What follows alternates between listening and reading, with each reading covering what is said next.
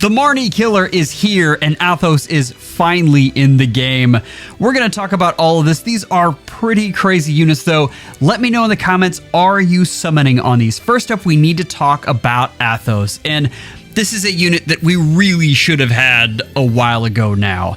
Looking at him, this is a reinforced hero for Anima Season, and he is an infantry blue mage.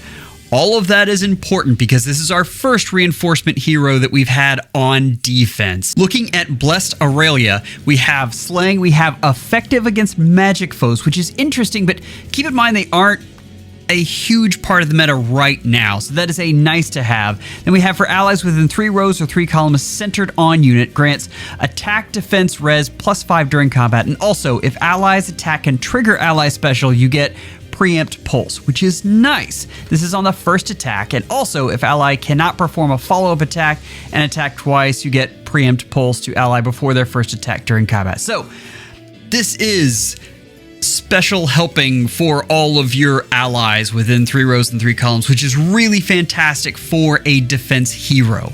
Now, we additionally have, if there is an ally within 3 rows or 3 columns centered on unit, grants bonus to units, attack, defense, res, equal 20% of units res at start of combat +5. That's nice, but this true damage is what really matters because that is what dictates how powerful you are right now as a nuke. And this unit deals damage equals 20% of units res excluding AoEs. That's not a ton, and it's going to hamper him just a little bit, but that still is something, so that's good. This unit is mainly going to be a special spammer, though. We'll talk about that as we go on. And grant special cooldown count -1 to unit before unit's first attack during combat. So we have Preempt Pulse again. If there's an ally within 3 rows or 3 columns centered on unit and foe uses magic, you get an additional attack +10 to unit during combat, and also if unit initiates combat, unit can counterattack before foe's first attack. Okay, Frost Moon is kind of fantastic because if you look at this, this is a special that's inheritable that actually has piercing, and you can give it to mages. This is Frost Moon. When special triggers, boost damage by 70% of units res and neutralizes foes. It has piercing. It has full piercing. Now this is tied to the special, and that is key, but still, that is a big deal. If unit cannot perform a follow-up attack and attack twice, grants special cooldown count -1 to unit before unit's first attack during combat. Again, it goes back to this, even this special is all about getting that one special out that absolutely just blows things out of the water. So keep that in mind as to how this unit works. Let's move on and look at Beyond Reason. Beyond Reason grants attack, defense, res +10 if foe initiates combat, or also, that's a lot of stats. That's a lot of stats. We're going back to Alfred there. But anyway, we have a lot more to this. If foe initiates combat or foe's HP is greater than 75% at start of combat, grants bonus to attack, defense, res equals.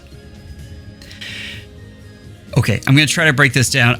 There's always a chance I get this wrong because I'm reading this very quickly, but this is A plus B. So we have A, B, X, and Y all in this one unit. And this unit is going to thrive off of having penalties thrown on him. If you think about Anima Season and all of the crazy things going on there, specifically Hathrin, and a lot of times you see Micaiah, there are a lot of things that are being thrown at the opponent. That's a big deal with this unit. He's really going to do well with that. But also he comes with a lot of his own. We have Attack Res Discord, which is a fantastic skill. And we have Pulse Up Ploy, which for high res nukes is probably the best C skill you can get. Another thing you want to pay attention to is the fact that this unit has a free B and C skill. Having a preference A is very advantageous right now, especially on defense. As this unit starts to fade, you still have different things you can put on him, like Breath of Life or Kento Control or Firm Kendo Curb Stomp. All of those are available to this unit, and it makes him more, well, it makes him more adaptable. It's a good thing. Let's look quickly at the rankings, and to this point, I still have Hathrin and Freyr ranked higher than Athos. Part of that is that Both of those units are very usable in a lot of different ways, and that does give them the edge, but I still think in Anima Season, they are more critical to your defense as opposed to Athos, who I do think is going to have some fun ways we can use him, and I look forward to seeing Infantry Pulse's new defense that utilizes the craziness here, but I still have them as better units. That being said, having the +1 could come in very, very handy, so I just keep that in mind, and we still have to play with this, right? This is a unit that's going to spawn magically and just wreck things. The thing about that season is right now you're almost creating armor balls in every one of your teams because player phase is so strong, and I don't think he helps versus player phase teams right now. If we look at support heroes, I do have him ranked a little bit lower. Preempt Pulse is really nice, but I would rather have Freyr. I do have him ranked over Robin. Keep in mind that is more to do with the fact that he is one of the only units that can give that reinforcement status. So that is really where I'm coming from there. If you're looking at the grander scheme of things, it's possible that you could want Robin more. The big thing you're looking at there, though, is this is very, very unique at this time. Whereas, honestly, a lot of what Dual Robin does is not unique. And there are a lot of units that can do that at this point.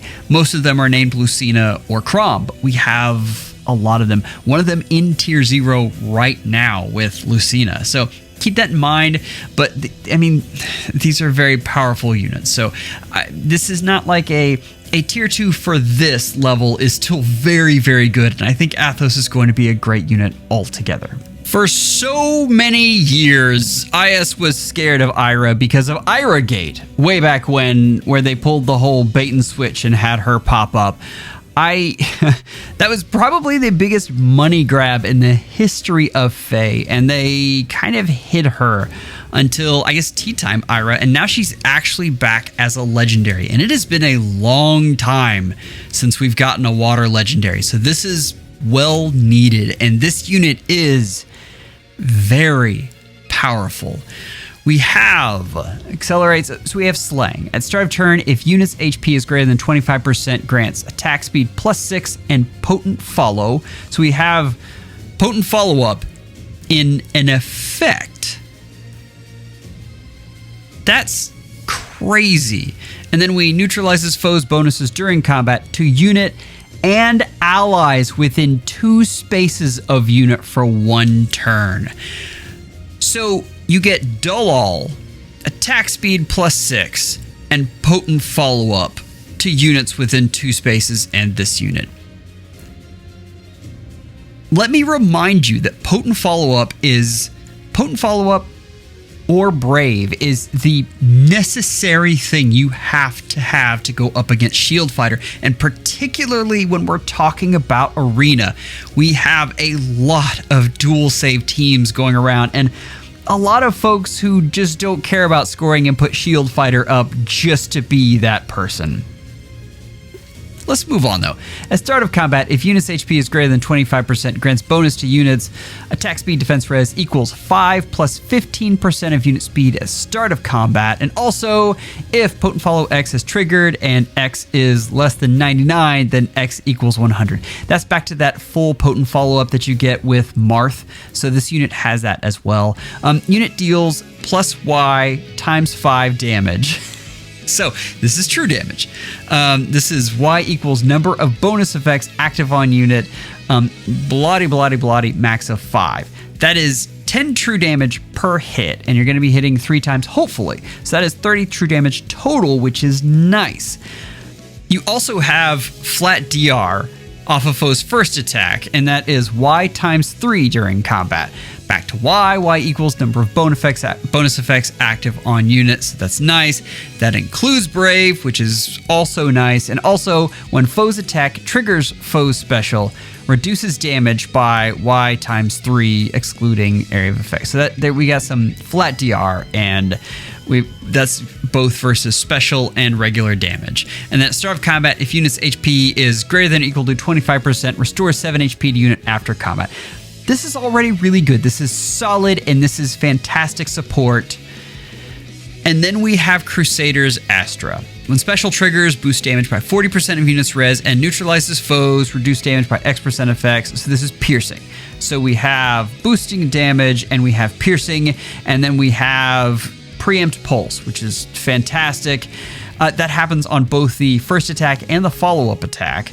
And also, when unit special is triggered during a follow-up combat, prevents foe specials that are triggered by unit's attack. So, now, that's key. That's not on a first attack, but still, that is stopping Shield Fighter, and that is incredibly powerful right now. Shield Fighter is the way that units are getting boosts right now. That is fantastic. It is not going to help you versus the snakes, but they are a different animal altogether. This is still a very, very good unit. We then have non-pierceable DR in if unit or foe special is ready or triggered before or during this combat, reduces damage from foe's next attack by 40%. So, tons of true damage. We have stopping of defensive specials, and this is a very, very powerful unit. Let's move on. We've seen the special there.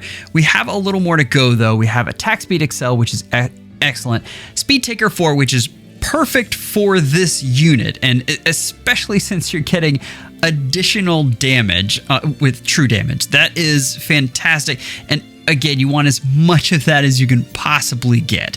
Then we have Brutal Tempest, which is a new skill. This is kind of a side grade to the Endless Tempest, and you get enables Canto, distance +1, max of 4. So you get Canto on infantry units now, which is something that is really needed, especially in Arena.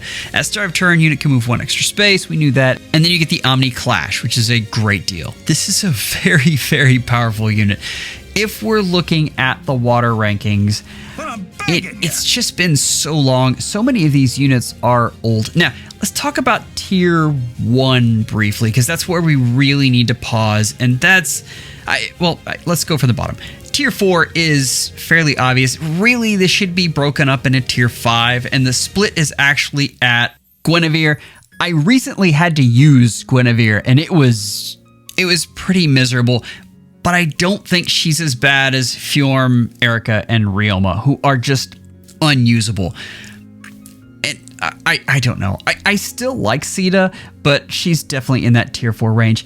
Tier 3 is when things get a little bit interesting. Byleth did just get a recent refine, and I think he's good, but I don't think it really pushed the needle much. I have Dimitri up there. I mean, this is a usable tier. All of this, even, Leaf is dual phase Brave, and there are a ton of things you can do with that, especially since this unit gets Gale Force as well. Tier 2 is when we get into units that are a little more universally usable, and Crom is at the top because Crom refuses to die, and there are just so many ways that you can use this unit. Camilla, I'm amazed at how quickly Camilla fell off. Just to be completely honest with you, I did not expect that. I thought that unit was going to stay Tier 1 at least for much longer, and the fact is just everyone got piercing, and it made what she did a little less special. The other thing that happened was burn damage was countered by Breath of Life. This unit is still very, very good in Arena, but has kind of lost, traction everywhere else. Azura is a dancer that gives extra movement and a ton of stats, and honestly, it's hard to see her dropping much lower than Tier 2. Tier 1 with Ninian. Ninian is amazing. If this was just based off of Arena, which it is heavily based off Arena, but we do have influences from other places. Honestly, this unit would be Tier 0 and would be neck and neck with Ayra. But I think if you look at the bigger picture, Ninian is excellent in Arena and good everywhere else. Ayra, though, is going to be excellent in a lot of different places as both a support and a nuke, and I am really excited to see this unit. Keep in mind what we said, and we're going to move to the next one because I think this will be pertinent. We'll look at melee nukes. Now, I have her as the top melee nuke right now. The thing that I am neglecting just a little bit here is the fact that, again, if we're looking at specifically the matchup with New Year Neathogre, I have to see how that works. This unit does get a lot of true damage, and that helps a ton. I think this unit is going to be able to take Neathogre on. If we find out that changes, this unit drops. Just frankly, that's what's going to happen. I am giving her the benefit of the doubt, but be on the lookout. That is a big deal because that is a key matchup right now. But the fact that every other armor relies on Shield Fighter and this unit can beat it, this unit is just very good and will stay in tier 0, but she'll drop to the bottom of tier 0 if she can't take on Neathogre. Just keep that in mind. If you're interested in more of my content, I have a link right here. I'd love it if you could go check it out. Members, you are amazing. Thank you for all you do. Take care and schedule an appointment with your FEHology real soon.